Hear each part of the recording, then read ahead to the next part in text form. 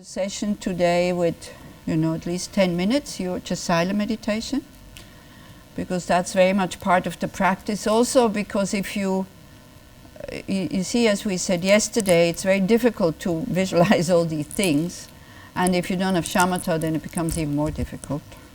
So this is why it's good to start, actually also at home, to start the session with just silent meditation. And I will not lead it. You do whatever you do, or don't, because here we have all experienced people.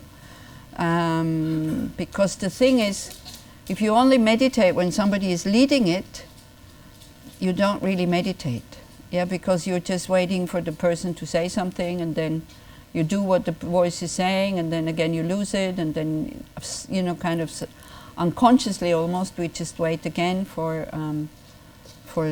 somebody to say something, and then we come back to the object. So it's good if you learn yourself to come back to the object, yeah, because then you go a little bit deeper. So that's why, if it's new people in the group, then that's fine to lead it, and after every few minutes you go like, say a few things, a few instructions. But then since we're all experienced, then I think we can just do it. Then we'll do, I will guide you through the three principal aspects of the path, so that we go into these steps there of developing renunciation, bodhicitta, emptiness, at least an intellectual understanding, and then we do the practice. Okay? It's not good. Just like play with the receiver or the... With the receiver. The receiver is here. To a different place maybe? Huh? Put it like... Here? Is it better if I put it here? No, maybe further away. Further away? Here? Or on the table Or on the table?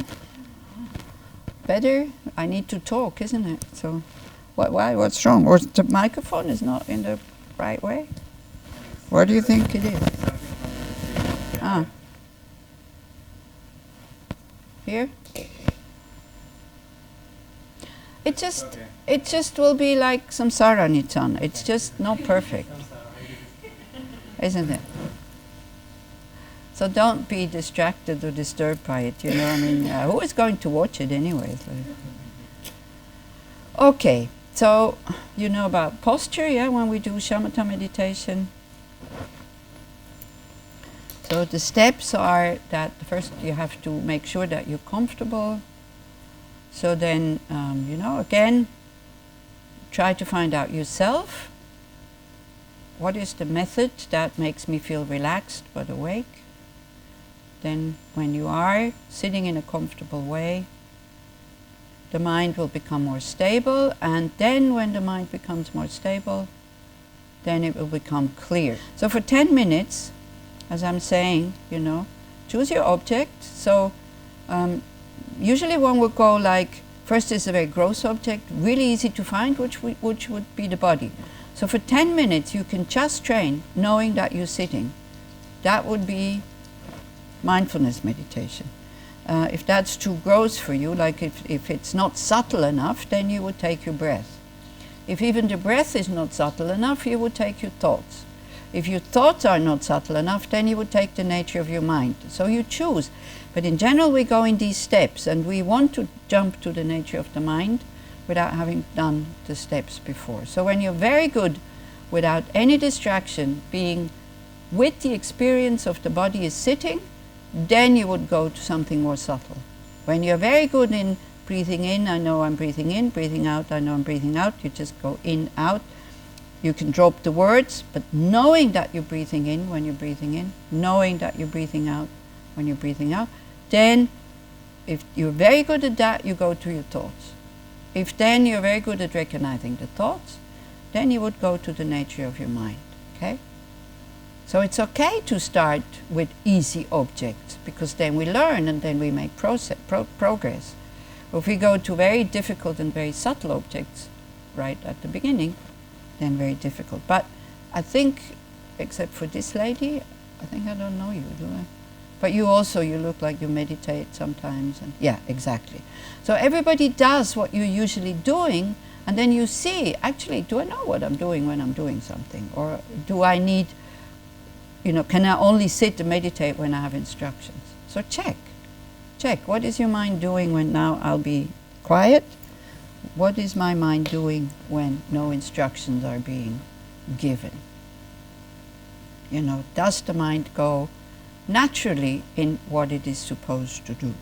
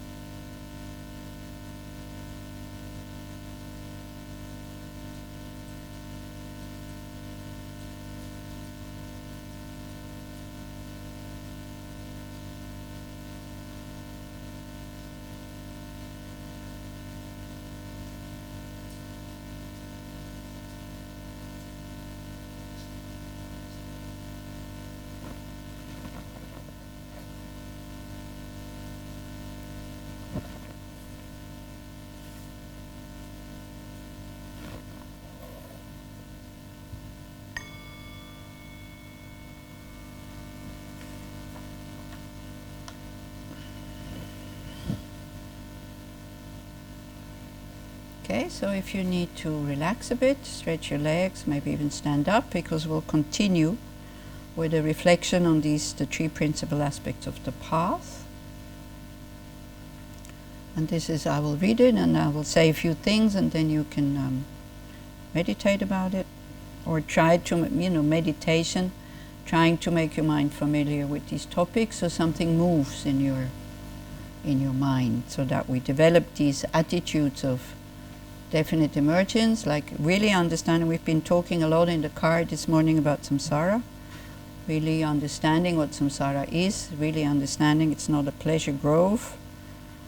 When pleasures come, no problem, we enjoy them, but not running after them, not having to reproduce them all the time, because they're not happiness, they're just pleasure. So to really practice, because I don't want to be reborn. Basically that. I mean, this is a good thought that you can start to work with. I don't want to be reborn again and again and again under the control of negative emotions. I don't want to spend my whole life under the control of negative emotions.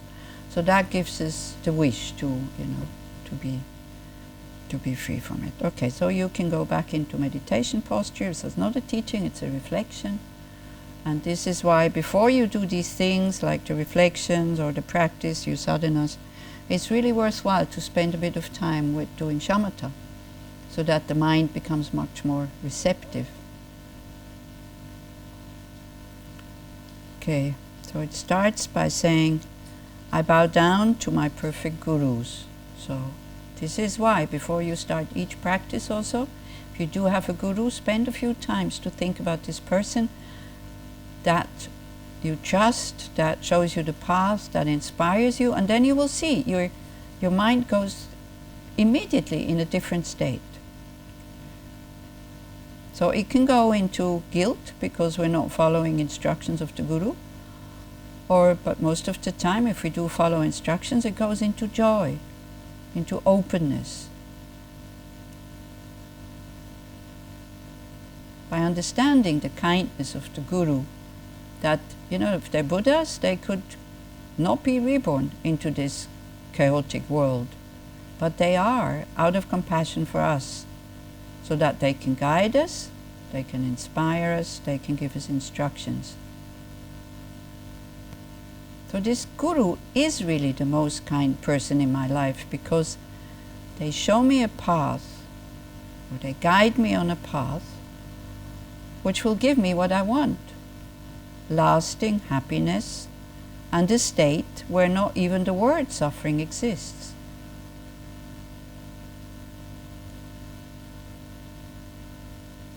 So you don't have to bow down if you don't want to, but you can, with the mind at least, make some prostrations, appreciation that these people are here with us, out in the world, not somewhere locked away in a retreat and having a good time with their clear mind, but dealing with our garbage, dealing with our negative emotions, our conflicts, our suffering.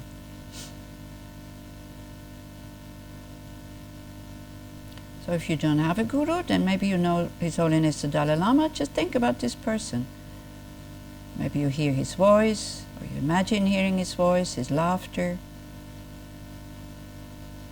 And then check what happens with the mind. Is it in the same state? Or is it different? Don't manipulate anything. Just start to understand how these thoughts kind of create our mind states. I bow down to my perfect guru.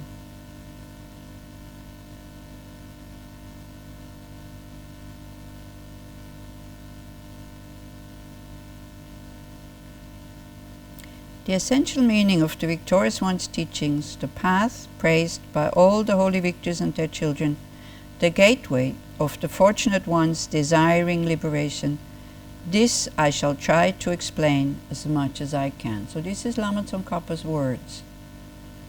So he says it's for people who have the wish for liberation. So we have to generate that wish, the wish to be free from kleshas, from negative emotions, from wrong views, from anger, attachment, jealousy, hatred, arrogance, confusion, depression, self-centeredness. Very long list.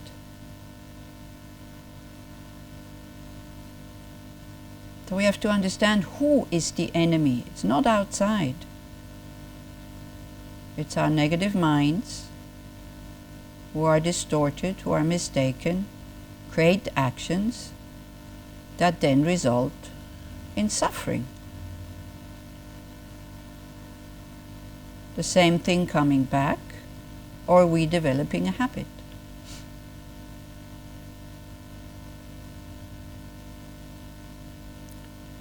So we do have a very natural wish to be free from suffering, suffering of pain, maybe even the suffering of change. But the wish to be free from the causes for suffering is very small.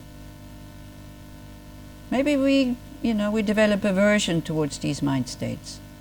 But again, that's another negative emotion. It's aversion. Try to taste that. The wish, with a lot of compassion, to be free from distorted views, negative emotions, kleshas, afflictive emotions, mental poisons, whatever you want to call it. We all know what I'm talking about.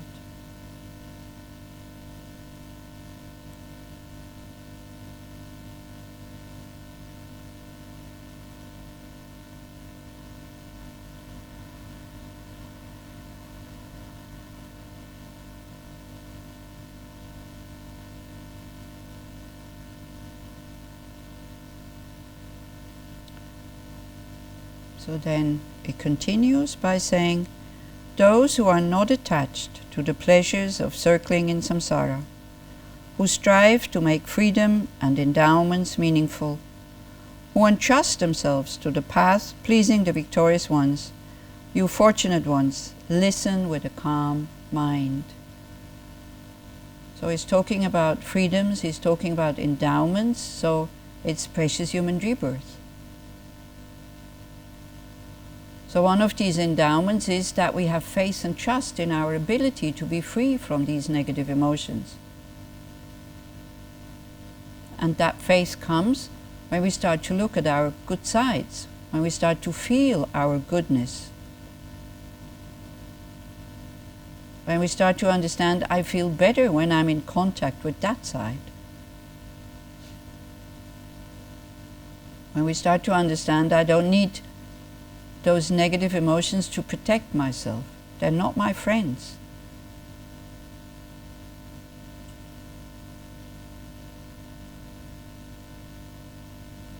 When we start to understand, I am not my negative emotions. I is just a name, a label given to this body and mind that is changing moment by moment by moment. There is no fixed, solid, concrete I to whom this is all happening. It's just a dynamic process, sometimes happy, sometimes sad.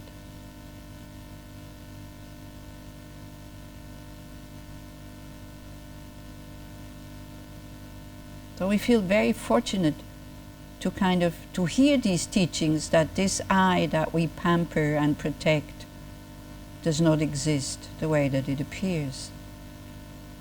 And we start to have trust in our potential to be like the Buddha, totally compassionate, totally loving, totally wise, and totally having skillful means how to guide others to that state.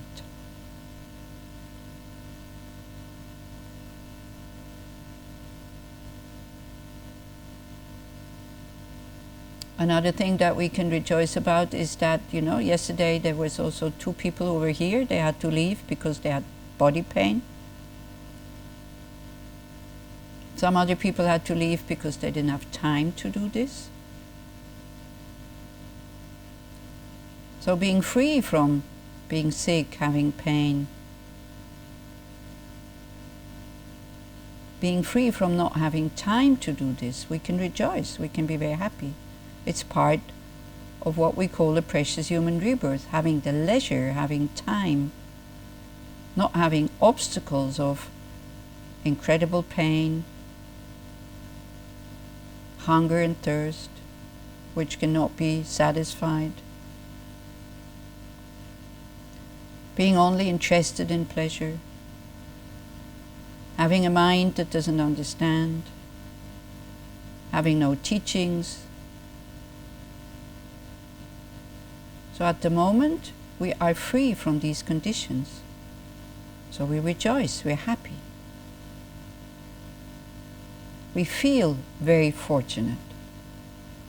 Like again, you can use other words, like for example thinking, wow, I'm so lucky, fortunate.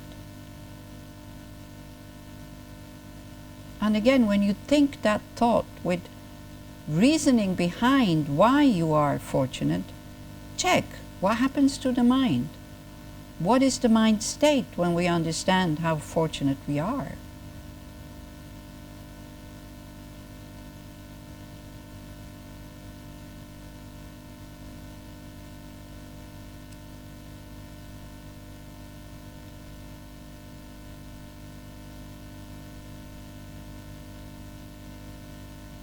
And then also one line says, the fortunate ones who entrust themselves to the path, pleasing the victorious ones. So we don't take refuge to please the victorious ones. The victorious ones, like the Buddhas, Bodhisattvas, just like very good parents, are very happy when we trust them and we follow these instructions. Faith and trust is a big factor on this path. It's not blind faith, it's not blind trust. It comes from listening to the teachings, examining them if it makes sense, then practicing it, meaning doing it, and then seeing that it works.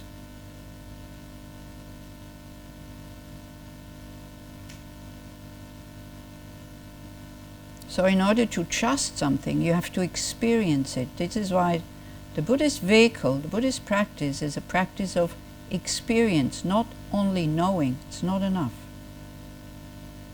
Devotion is not enough. Faith without experience is not enough. It's the first step. But then you need the practice, you need to do it, you need the experience.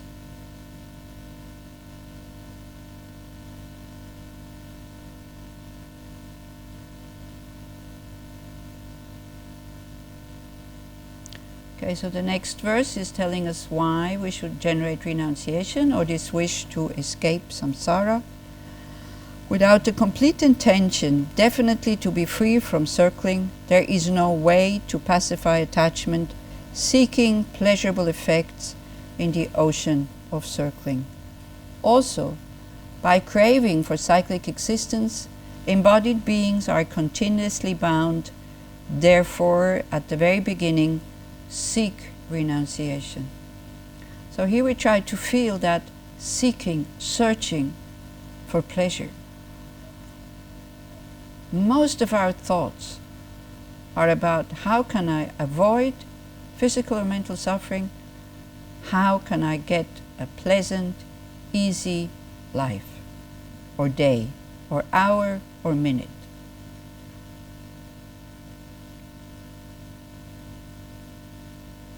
Most of the choices that we make are not to be healthy mentally and physically. When we buy something, when we cook something, when we drink something, most of the choices are made because it's pleasant and it's comfortable. It's a very, very deep-sitting habit, looking for pleasure.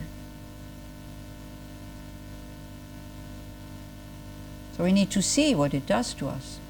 Makes us dependent. We're sad when we're not comfortable. We have to drop everything when we have some pain.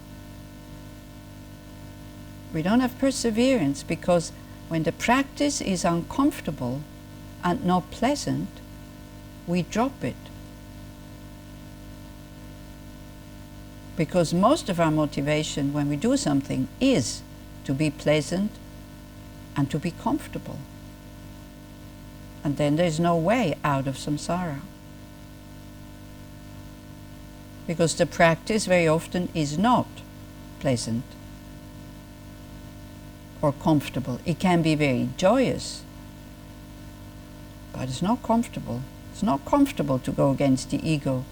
It's not comfortable to say no to your wish for pleasures. So here we just need to understand that. Seeking samsaric pleasures is the door to all suffering. They're uncertain and cannot be relied upon. This is the shortcoming about pleasure.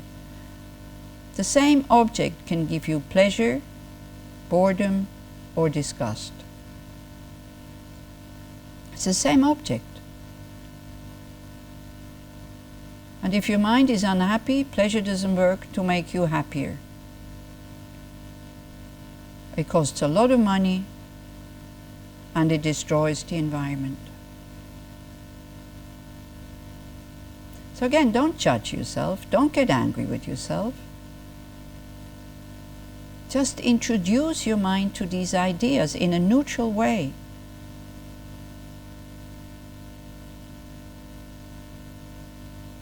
Don't force it down your throat, it's not going to work. Try to see it with a sober, open, intelligent mind.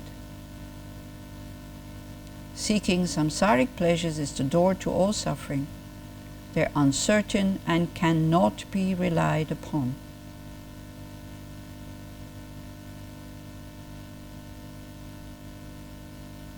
Therefore, generate the strong wish for liberation.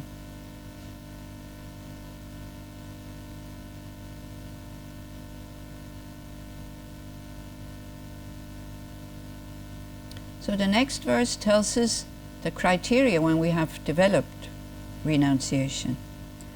Freedom and endowments are difficult to find, and life has no time to spare. By gaining familiarity with this, attraction to the appearances of this life is reversed. By thinking over and over again, the actions and their effects are unbetraying, and repeatedly contemplating the miseries of cyclic existence, attraction to appearances of future lives is reversed.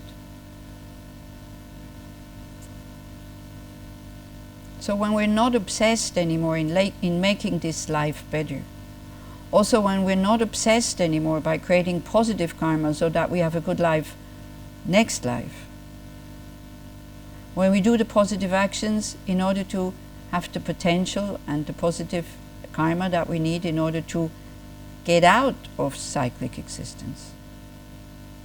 When we start to practice because of not being reborn again under the control of negative emotions. When everything you do has the motivation, I want to stop suffering and the causes of suffering.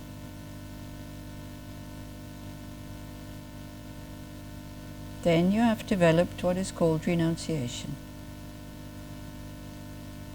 So same thing, if you are locked in a toilet, you are not obsessed in making the toilet more beautiful. You want to get out of that toilet because you know there's a world outside the toilet. Problem is we don't know what nirvana is. We don't know what enlightenment is. So we settle for a little bit of happiness that actually at the end leads to suffering. And we call this a good life.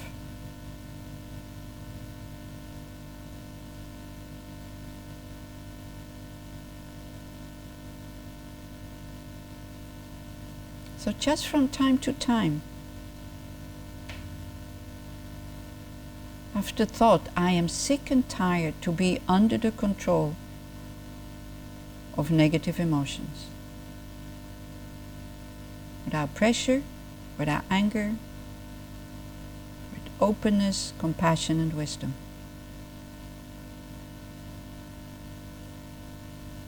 then the motivation for doing things will change. And at the same time, your life now becomes easier.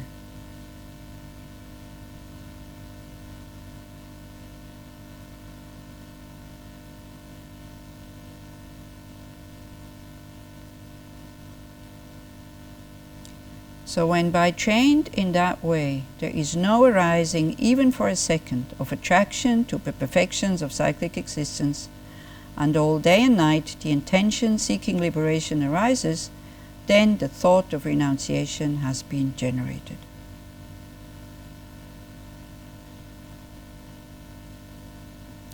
So then, but that's not enough, especially because we're in the Mahayana vehicle. So then the next one is why we generate bodhicitta. So even if renunciation has been developed, if it is not possessed by the mind of enlightenment, it does not become the cause of the perfect bliss of unsurpassed enlightenment. Therefore, the wise generate the supreme mind of enlightenment.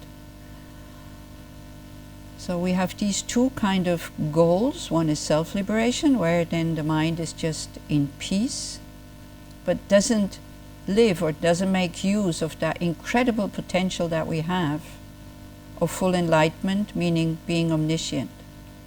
Not being omnipotent, but being omniscient and having the love, the compassion and wisdom for all sentient beings to again and again and again guide them, teach them, come back into this world where people are ready to receive teachings and guidance until everybody is fully awakened.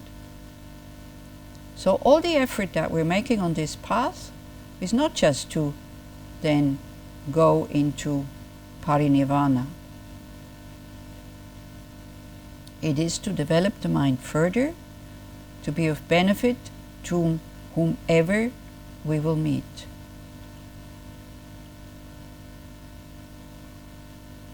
So that's a big mind, because it takes much longer to go to that goal.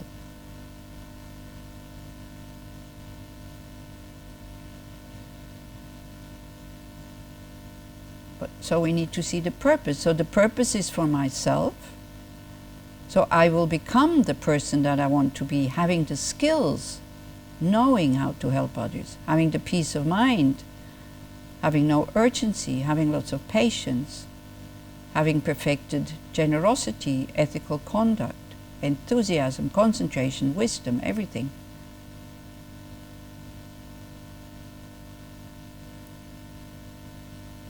So when we hear bliss, maybe it sounds a bit boring. So maybe we should add joy, the bliss and joy of full enlightenment. See, we all know the joy when we are able to help somebody, if you do it voluntarily.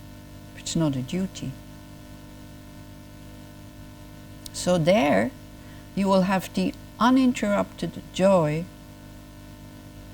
and the bliss of knowing what to do and becoming very, very useful without becoming arrogant, without looking down on others, with a totally free and peaceful mind. So that is your benefit of attaining enlightenment. But we do it for the benefit of others. So how to develop that is by thinking, swept away by the current of the four powerful rivers, tied by the tight bonds of karma so hard to undo, caught in the iron net of self-grasping, completely enveloped by the total darkness of ignorance, endlessly reborn in cyclic existence, ceaselessly tormented by the three sufferings, thinking that all mothers are in such a condition, generate the supreme mind of enlightenment. So here it says all mothers, because it is said we've had numberless rebirths. That means everybody at one point has been a kind mother to us. So even if the mother of this life has not been kind, in another rebirth she has been very kind, because in general Mothers are very kind. They give up a lot of things. They give up their own happiness, their own needs, their own free time. Everything is done for the happiness of the children. They educate us. They make sure that we can survive alone when we grow up. And for the rest of their lives, they will be involved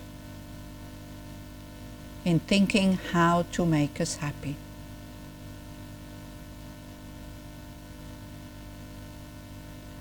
So if that thought that every being has been your kind mother is too strange for you, then just think how dependent we are on others for survival. And for survival, not in a difficult way, but in a very easy way. We have police, we have army that protect you. We have people working on the fields who grow the vegetables that we need.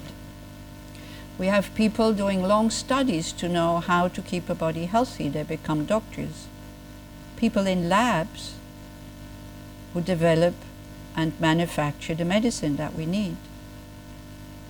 People who make shoes and clothes. People who make glasses and hearing aids and other things we need. People who make our sports equipment so that we can have a lot of fun. People who make our telephones, computers, cameras.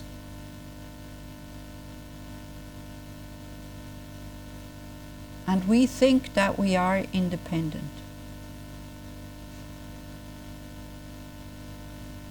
If all these people would at one point stop working, how would our life look?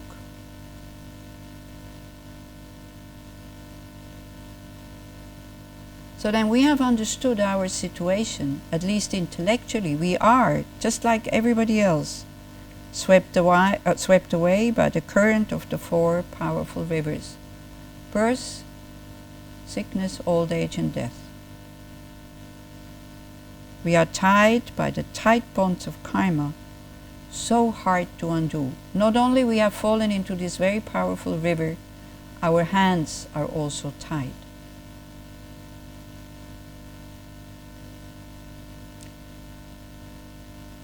We are caught in the iron net of self-grasping, or in an iron cage. We're in this river, hands are bound, on top of it we're locked into an iron cage, and it's in the middle of the night, completely enveloped by the total darkness of ignorance. So when we look around, all these beings who make it possible for us to survive in a good way are in the same situation. So then we understand, as long as I am in that river, as long as my hands are tight and I am in that cage of self-grasping, I'm kind of in the middle of the night with this ignorance that I have. Ignorance not really believing in the law of cause and effect, and the ignorance not seeing reality as it is. So then, compassion for these beings arises. I want to liberate them. I want to repay that kindness that I have received, life after life after life.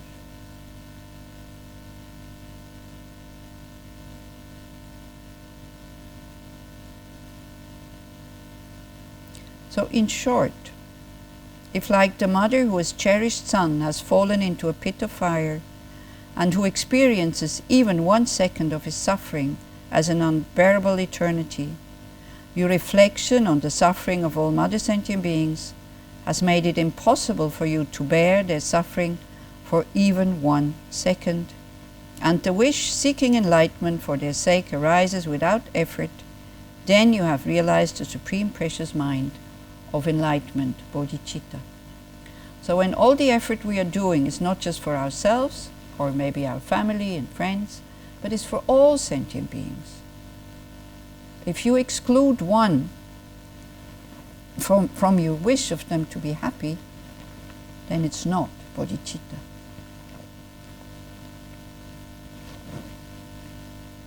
So at the moment we don't even have enough compassion for ourselves wanting to get out of samsara because we're caught in this misconception that a good life, a pleasant life, an easy life is happiness.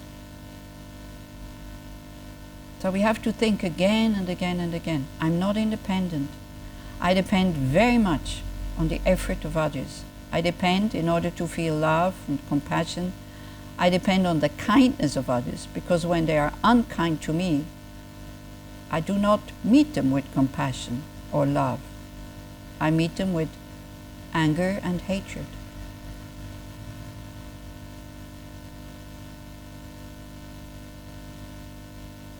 So there's a big injustice here. I have received and still am receiving so much from so many beings, and I do so little for them. So this is how we work with this wish for enlightenment. In order to repay their kindness, I want to attain enlightenment in order to benefit them. And then your low self-esteem and your kind of hate for yourself, it will disappear. Because we're doing something actively in order to benefit them in a good way, not just to relieve temporary suffering, but to guide them out of samsara.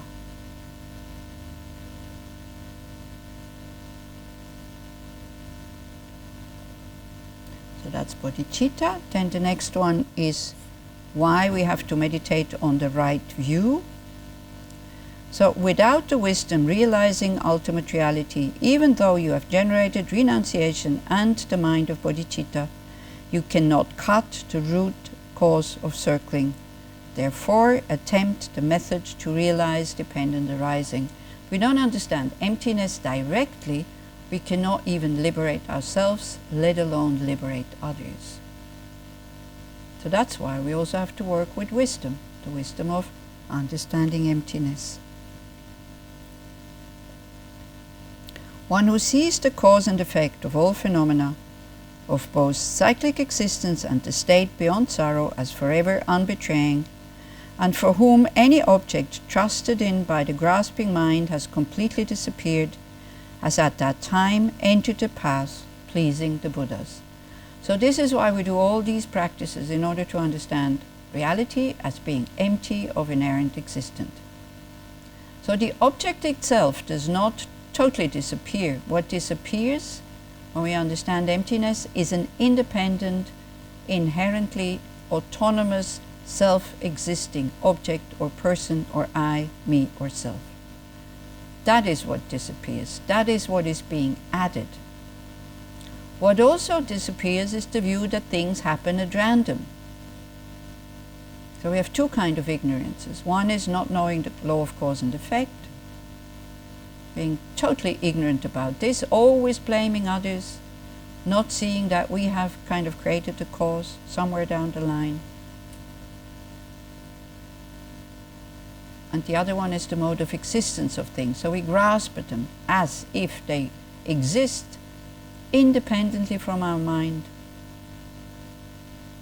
autonomously, not as a dependent arising.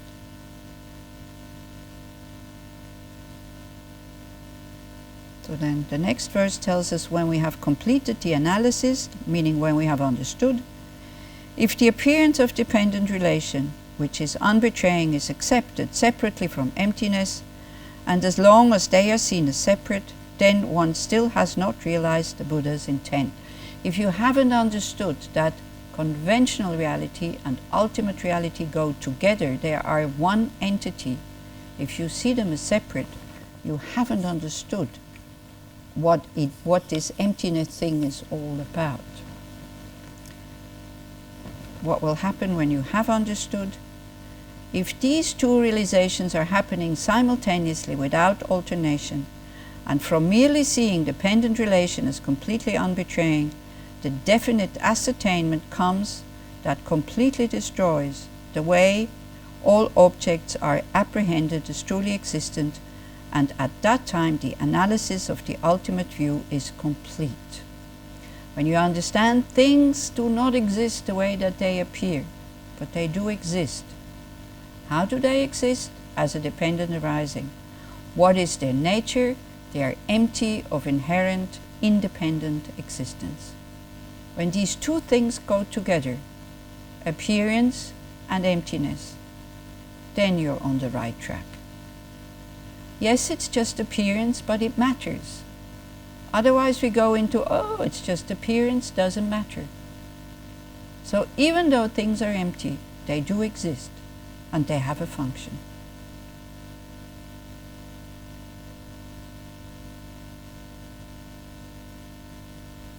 So then the particular view of the Prasangika, furthermore, appearance eliminates the extreme of existence, and emptiness eliminates the extreme of non-existence.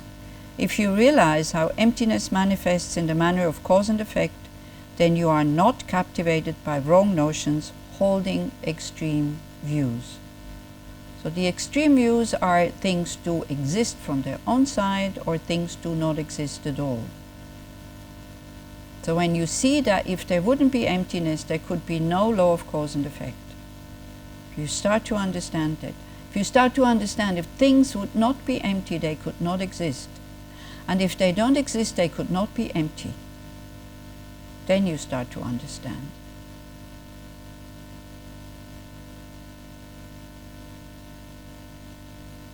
So the last verse. In this way, you realize exactly the vital points of the three principal aspects of the path. Resort to seeking solitude, generate the power of effort, and quickly accomplish your final goal, my child.